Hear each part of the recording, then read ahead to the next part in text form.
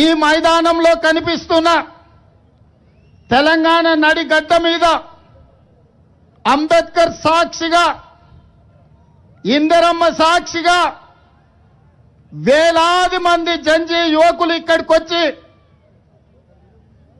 వేదిక మీద ఉన్న ఈ జంజీ యువకులు కానీ, ఇక్కడున్న సోదరి మనులు కానీ, ఇక్కడికి తరలి వచ్చిన వేలాది మంది వీళ్ళెవరు కూడా కాంగ్రెస్ పార్టీ కార్యకర్తలు కాదు, కాంగ్రెస్ పార్టీ నాయకులు కాదు. ఈనాడు భారతదేశ యువత సాధించిన విజయాన్ని మేము కాంగ్రెస్ ఖాతాలో రాసుకోదలుచుకోలేదు. ఈనాడు ప్రధానమంత్రి మెడలు వంచి ధర్మేంద్ర ప్రధాన్ రాజీనామా చేయించింది ఈ జంజీ యువకులు. మీ పోరాట ఫలితమే, మీ పట్టుదలనే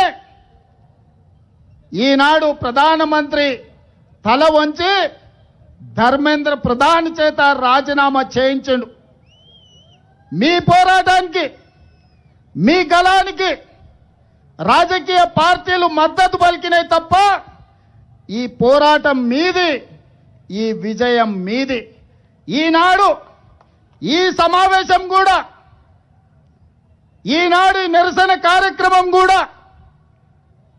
ధర్మేంద్ర ప్రధాన్ రాజీనామాతో సరిపెట్టకుండా నీట్ పరీక్షల్లో చనిపోయిన కుటుంబాలను ఆదుకోవడానికి ఉద్యమం సందర్భంగా విద్యార్థుల మీద పెట్టిన అక్రమ కేసులు తొలగించడానికి, చనిపోయిన కుటుంబాలకు నిర్వాళులు అర్పించాలి అని నిర్ణయించుకుంటే హైదరాబాద్ నగరం నలుమూలల నుంచి, తెలంగాణ రాష్ట్రం నలుదిక్కుల నుంచి ఈనాడు వేలాది మంది ఇక్కడికి వచ్చి మేము ఆ కుటుంబాలకు అండగా ఉన్నాం, ఈ ప్రభుత్వ వైఫల్యాల మీద పోరాడతాం, అది నరేంద్ర మోడీ కావచ్చు, గుజరాత్ నుంచి వచ్చే వాళ్ళ తాత కావచ్చు, వాళ్ళ మీద పోరాటం చేస్తామని ఇవాళ ఈ వేలాది మంది విద్యార్థులు అంబేద్కర్ సాక్షిగా ఇక్కడికి వచ్చారు.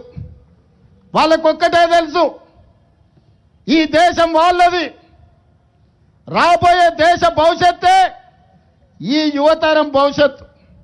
ఈ యువతరం భవిష్యత్తు బాగున్నప్పుడే ఈ దేశం యొక్క భవిష్యత్తు బ్రహ్మాండంగా ఉంటుంది. అందుకే ఈనాడు మీ పోరాటానికి పార్టీలకు అతీతంగా ప్రజాస్వామిక వాదులందరూ ఎక్కడున్నా దిక్కులు పిక్కటిల్లేలా మీకు మద్దతు ప్రకటించారు.